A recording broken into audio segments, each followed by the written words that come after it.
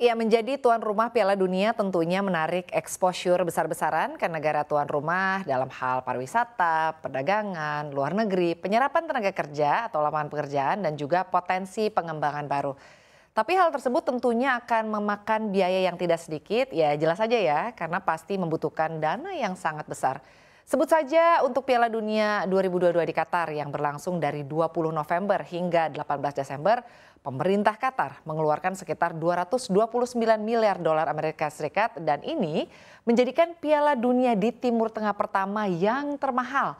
Dan jumlah itu hampir 5 kali lipat dari jumlah gabungan, yakni 48,63 miliar dolar Amerika Serikat yang dihabiskan untuk acara-acara yang menentukan supremasi sepak bola nasional dari tahun 1990 hingga 2018. Nah, Piala Dunia ini kan memang dimainkan setiap 4 tahun sekali ya. Lalu seperti apa sih detailnya? Kita akan bahas bersama dalam Waduh, jadi tuan rumah pesta bola dunia ternyata banyak yang boncos.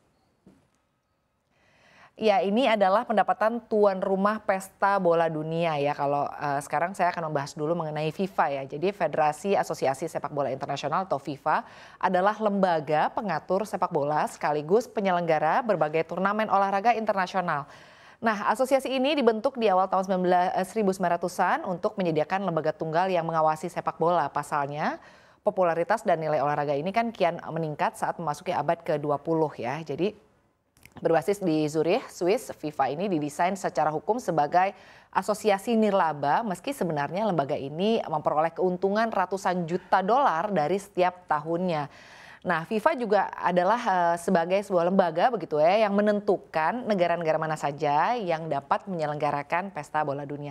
Tapi sebetulnya gimana sih biaya dan pendapatan dari negara tuan rumah di ajang pesta bola dunia ini? Kalau dilihat ya penyelenggarannya dari tahun 1990, 1994, 1998, 2002, lalu juga 2006, 2010, 2014, dan 2018.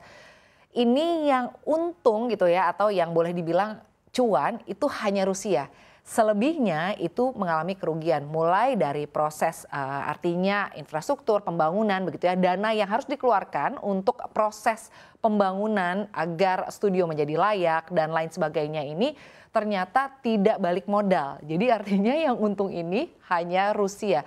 Nah, tapi kalau dari data tadi kan memang kita lihat kok kayaknya malah menjadi tuan rumah ini malah menjadi buntung gitu ya, bukannya untung. Tapi kita juga perlu lihat gitu, sebetulnya dari kerugian ini apa sih sebetulnya yang membuat untung dan kenapa sih negara-negara tertentu gitu ya berlomba-lomba untuk menjadi tuan rumah. Kita lihat di slide selanjutnya.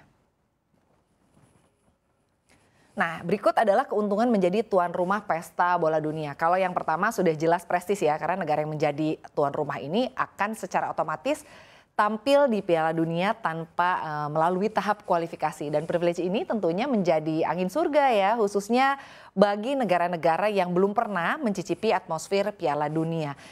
Saat masih bernama Hindia Belanda, Indonesia juga dulu pernah tampil nih di Piala Dunia tahun 1938.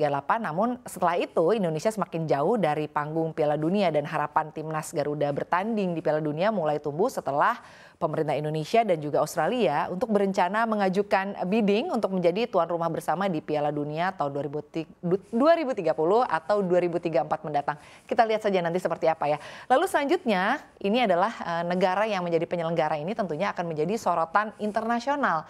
Ya kalau ini memang jelas saja ya karena secara otomatis popularitas dari negara penyelenggara ini akan meningkat di mata dunia. Berbagai media internasional akan mengulas potensi-potensi dari negara tuan rumah yang pada akhirnya bisa membuka peluang dalam mendatangkan sumber investasi baru. Dan selain itu, suksesnya penyelenggaraan Piala Dunia ini akan membuat negara tersebut dipercaya untuk menjadi tuan rumah event-event internasional lain di kemudian hari ya. Lalu selanjutnya ada keuntungan ekonomi. Nah, menjadi tuan rumah Piala Dunia ini harapannya ya akan memberikan dampak ekonomi secara langsung kepada negara itu sendiri.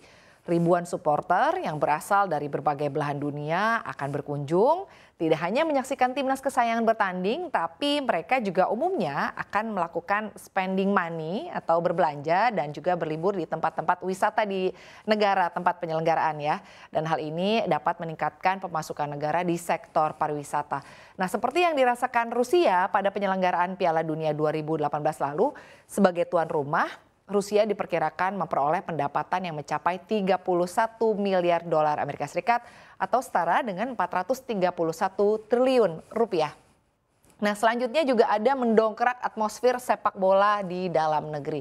Nah, karena untuk menjadi tuan rumah Piala Dunia ini kan setiap negara harus memenuhi sejumlah kualifikasi sesuai dengan standar FIFA, mulai dari penyediaan infrastruktur, teknologi, kualitas rumput tentu saja ya, lalu juga stadion tanpa trek lari dan ketersediaan minimal 45.000 kursi penonton, training ground dan juga lain-lain. Nah, saat perhelatan Piala Dunia telah usai, fasilitas tersebut tetap dapat digunakan untuk meningkatkan kualitas sepak bola di dalam negeri dan tentunya juga memang banyak keuntungan lain ya. Tapi ternyata ada resikonya juga nih untuk sebuah negara mengadakan event sebesar itu ya. Kita lihat di slide selanjutnya. Nah, ini adalah risiko menjadi tuan rumah pesta bola dunia. Nah, kalau misalnya kita membahas mengenai keuntungan, tentu saja ada risiko ya. Misalnya ada kerugian yang signifikan bagi negara tuan rumah. Seperti misalnya pembelanjaan yang berlebihan untuk infrastruktur dan juga stadion yang telah menyebabkan beberapa tuan rumah terlilit utang besar dan juga ditinggalkan dengan konstruksi yang tidak banyak berguna setelah Piala Dunia FIFA berakhir. Nah, mendapatkan tawaran untuk menjadi tuan rumah Piala Dunia ini bisa menjadi proses yang lama, artinya ya sekitar 1 dekade ya. Jadi suatu negara ini harus mengajukan proposal penawaran yang mencantumkan mengapa masuk akal secara finansial untuk badan sepak bola internasional gitu ya. Serta bagaimana hal itu akan memenuhi tujuannya untuk meningkatkan jangkauan global olahraga ini, artinya sepak bola ya. Nah, organisasi nanti menilai nih proposal dari 2 kategori utama. Yang pertama adalah infrastruktur dan komersial. Jadi 9 kriteria ini nanti akan dilihat dan juga ditimbang ya dari aspek tingkat kepentingan. Artinya stadionnya harus kece gitu ya dan juga sesuai dengan standar. Lalu juga ada pengecualian untuk pajak yang menjadi pertimbangan kritis lainnya karena pemerintah daerah gitu ya ini akan artinya mengubah stadion dan juga tempat yang terkait dengan Piala Dunia menjadi zona yang bebas pajak. Lalu juga ini 3 penghasil uang utama untuk FIFA berasal dari penyiaran, penjualan tiket, pendapatan pemasaran yang semuanya masuk ke organisasi, tapi itu juga mengalokasikan dana untuk negara tuan rumah untuk menutupi keseluruhan operasi turnamen. Nah, untuk tahun 2022 FIFA ini kan mengeluarkan sekitar 1,7 miliar dolar Amerika Serikat ke Qatar, termasuk 440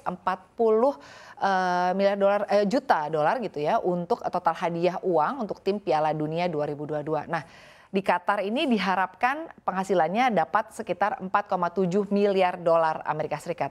Nah, negara tuan rumah mengandalkan dampak ekonomi yang diperoleh dari turnamen ini untuk bisa menghasilkan pendapatan dan juga ada dampak ekonomi baik jangka pendek dan juga jangka panjang ya. Seperti misalnya tadi sudah disampaikan mengenai lonjakan pariwisata, tapi juga ternyata ada beberapa negara tuan rumah yang memang tidak memiliki infrastruktur atau stadion yang diperlukan untuk mendukung turnamen sepak bola terbesar di dunia dan pada akhirnya harus menanggung beban hutang yang sangat besar dan jika dibiarkan dengan apa yang disebut dengan struktur gajah putih setelah turnamen berakhir. Jadi artinya ada beberapa negara yang memang seperti misalnya Brazil ya gitu, biaya Piala Dunia pada tahun 2014 di sana kan membengkak karena negara tersebut perlu membangun jalan baru, lalu juga jalur transit, stadion dan juga hotel yang secara perkiraan ini menunjukkan sekitar 11,6 miliar dolar Amerika Serikat yang perlu dihabiskan ya untuk turnamen itu.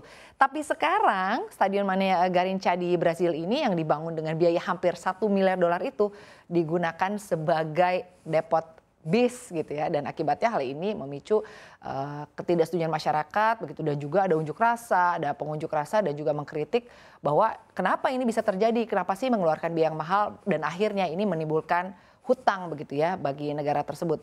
Dan juga ini juga mengatakan bahwa dana akan lebih baik jika dihabiskan untuk layanan sosial bagi masyarakat daripada untuk membangun stadion sepak bola yang gila-gilaan. Nah, sementara jika kita kembali membahas Qatar, di sisi lain Qatar ini telah menghabiskan lebih dari 1 dekade untuk mempersiapkan turnamen 2022 ini.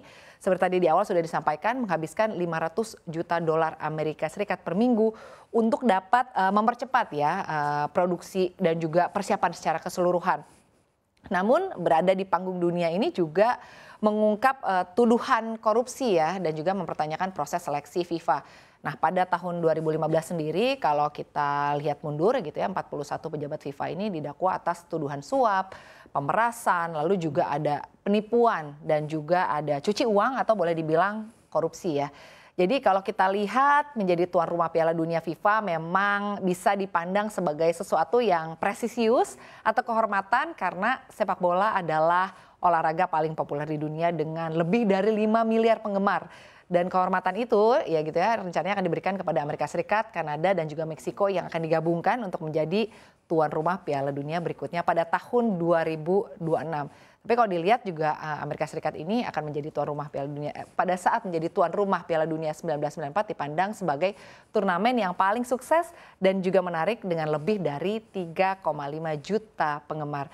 Tapi bagaimana ya dengan keuntungan negara-negara lainnya yang akan menjadi tuan rumah ke depannya? Kita akan lihat ya akan seperti apa sih nanti ke depannya, apakah hanya Rusia saja negara yang memperoleh keuntungan atau malah justru Qatar nih dengan biaya pembangunan yang luar biasa mahalnya malah akan mendapatkan untung juga melebihi seperti apa yang didapatkan oleh Rusia. Kita lihat saja ke depannya.